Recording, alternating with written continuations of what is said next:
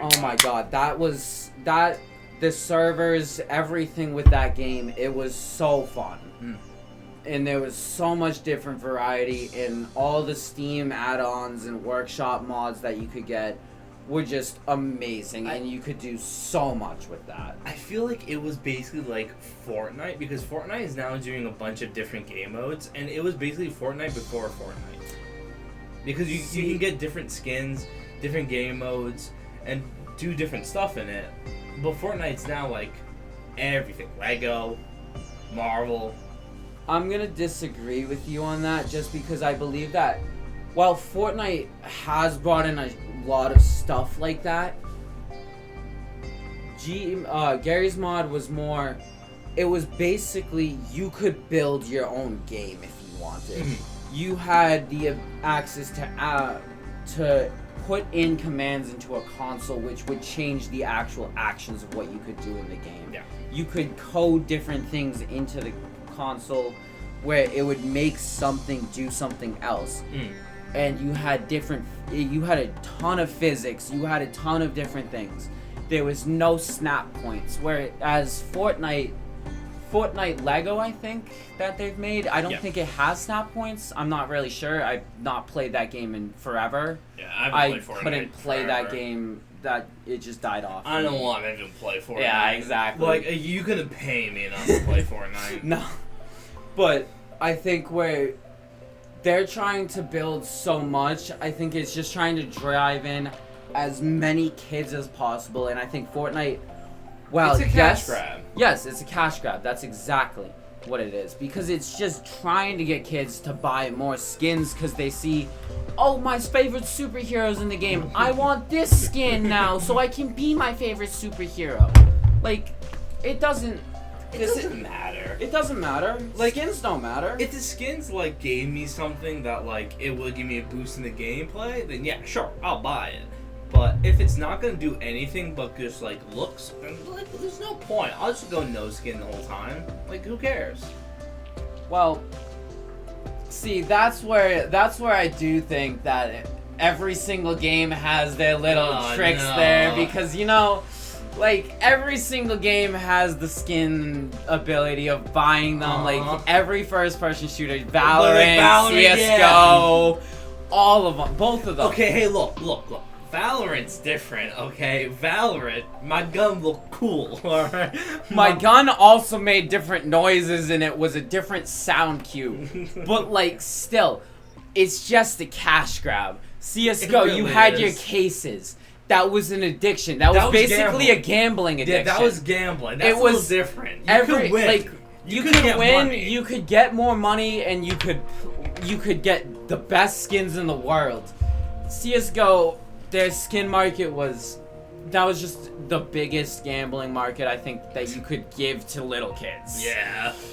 That was, like, the biggest thing. Everyone got these cool knives and everything, and they would go for thousands of dollars. You had the, what was it? The AWP Dragon Lore? Yeah, AWP. Oh my god. Factory new. You got that, you were set for life at that point. Like, I wish I was into CSGO. Like, I had played it, and I had played it in its prime. But then when it went off of its prime, and it went into fucking gambling, and then degenerate no, I was not playing it. And then, like, you could have won so much money. You could have, but I think that's because of the way it got out of its prime was really the other first-person shooters, like Valorant came in, where it gave you a different gimmick, where it wasn't just grenades and flashbangs and smokes. It was different abilities. Like, I could have a guy that did smokes. I could have a guy that just ran in and had a ton of different weapons, or a dash to get back out, or like a way to go invisible and move around faster. Like, one of those grenades that, like, build a fort, like, for you. Like, you could build a wall with Sage. Like, all of the things with Valorant, I feel like they used to take players away from CSGO because they gave you the gimmick of being able to do different things and have a different unique ability for every person.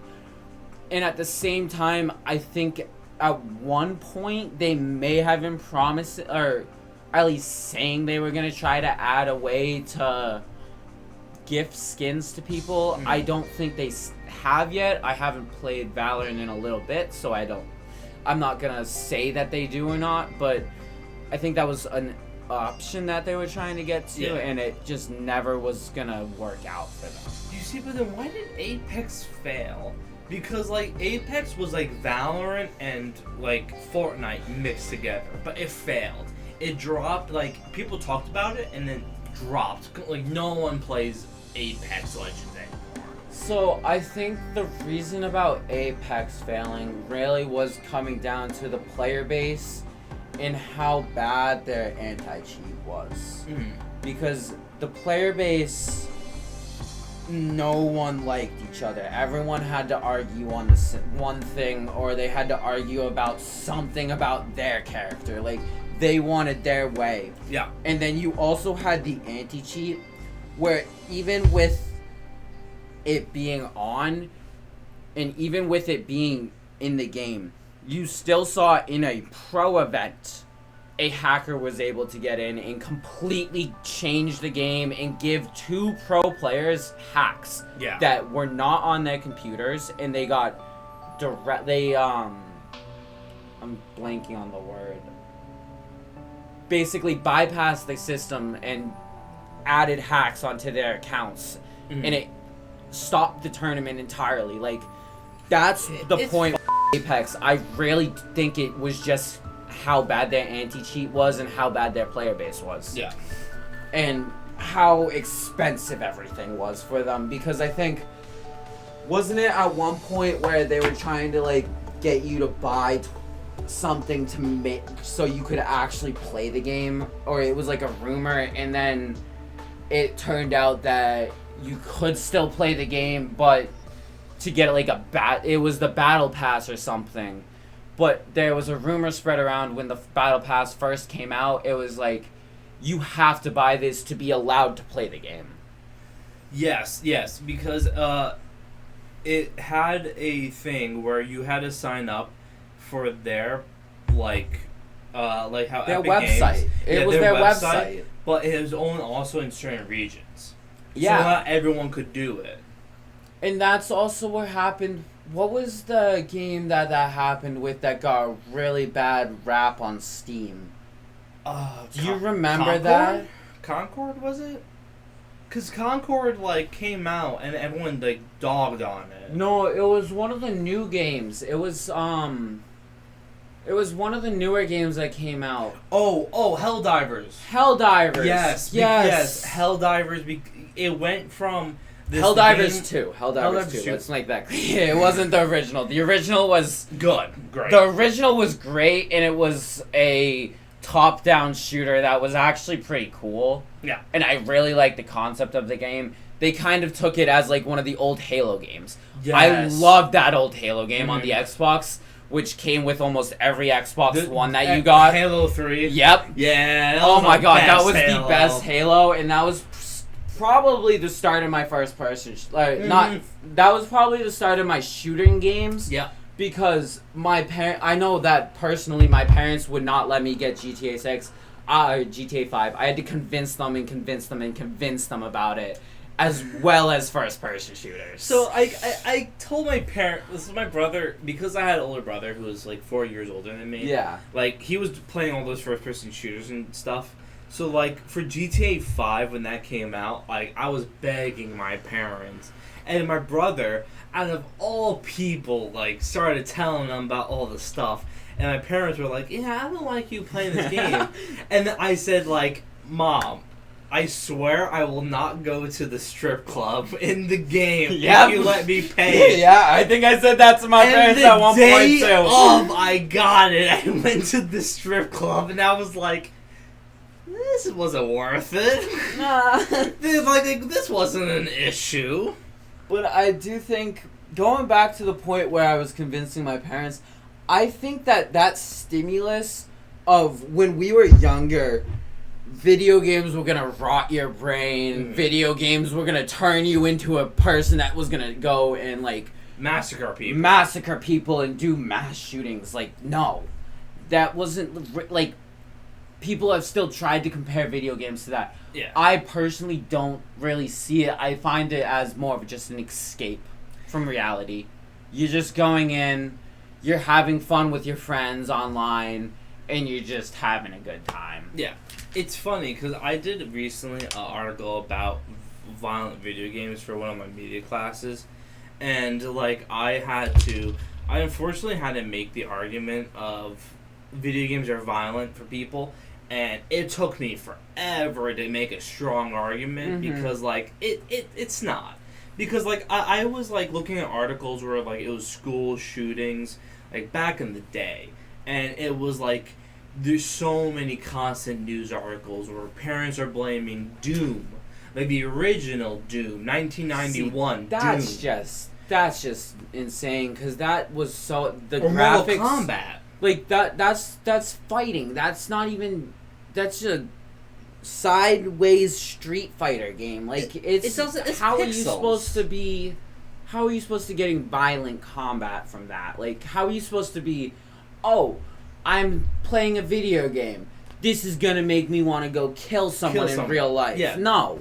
Like, oh, I see someone getting burnt alive. I'm gonna go burn someone alive in real life. Like, no. Like, I feel like... I low-key feel like if prisoners, very violent prisoners, were given, like, VRs, and then, like, given their way to, like, act out their aggression, like, if you give a very violent prisoner a VR boxing game, like, I feel like he would just constantly go to that. Yeah, it's because it's almost an escape. You're getting your violence out, but you're not doing it on a real person. You're doing it on a video game. Yeah. It's on your headset, so it's like, yes, you know it's not real, but at the same time, you can almost pretend it's real, and you can almost zone out, if you would say, and almost just feel like you're in the game because it's virtual reality. Like, you have the headset on, you have your hands, but you don't have, like, the mindset that you're in real life. There are some games where I've drank and I've played, and I completely forget I'm playing VR. Like, there are some games that do look very realistic, and I'm thinking it's happening one-to-one. Where that's where I'm going into, like, VR, and I'm like, maybe this is a little bit worse, just because of, I'm not saying it's gonna cause violence, but I'm gonna say it's gonna cause more harm, just because people are gonna think that it's gonna be real, and if, like, they get tripped up in their own mind, they might start actually walking, and they can start to actually hurt themselves. That's where I'm saying video games can be more deadly with virtual reality. I've seen so many videos of, like, old people trying out a VR headset for the first time and them running into the wall. Exactly. Like, that's where I'm saying, like, this can be dangerous, but in reality, if you're putting in the safe precautions that the VR headsets do give you, which are the spatial surroundings and, like, everything, it shouldn't be a problem. Because I was playing my VR the other day, and, like, it does give you a little boundary, and, like... Yeah, the boundary is what saves everyone. But you have to use the boundary, and you have to be correct with it in order to keep those safety measures in place. If you put it all the way up to the wall, you're just gonna run into the wall. Yeah. Like, my VR headset, I could personally draw out a little wall for me. So, like, with my VR headset, I can see, like, physically everything around me. So I can see the whole entire room. So I draw a little outline to, like, maybe a couple of inches away from each wall. So if I'm, like, kind of stepping a little close to it, this, like, blue wall all of a sudden, like, I'm playing I could be playing the most realistic game possible. But all of a sudden, this blue wall is right in front of me, and I'm like, oh, okay, I need to take a step back. Like, hold up, let me reset myself. I'm actually not playing this. Yes. I'm not in this game. Yeah. I'm actually in reality, and this is a video game. But where I see an issue with this is how young kids are getting into video games. 1,000,000%. Especially the first-person shooters in GTA. I wasn't allowed to play those till I was, like, 14, 13. And you shouldn't. And you really shouldn't be. But then I've seen videos online of, like, kids that are, like, 9 and 10 stealing cars from their parents and going on rides because they were playing GTA or they were playing Fortnite and they wanted to drive. Like, that's where I have an issue with it, and that's where I think it's not fully the video game's fault. It's the parents' fault for letting the kids play with the video games and not supervising and not going based off of the age-restricted guidelines. Yes. Like, literally, the age-restricted guidelines are there for a reason. Like, if there's a game that says rated T for teen, then wait till your kid is a teenager to give him that game. If a game is rated E for everyone, sure, why not? He can have it the kid can have it full range. But, like, if it's rated T for teen, where it has some graphic content with, like, blood, drugs, or, like, whatever, kids should not be playing that. If you're below 13, you should not be playing a teen game. While I say yes with everything you're saying there, we do both have to say we did broke the guidelines with GTA, but I do. But that's a prime example. But that should be the prime example, though. That we broke it. We broke it. But here's the thing: with GTA, their age restricted guidelines were M for mature.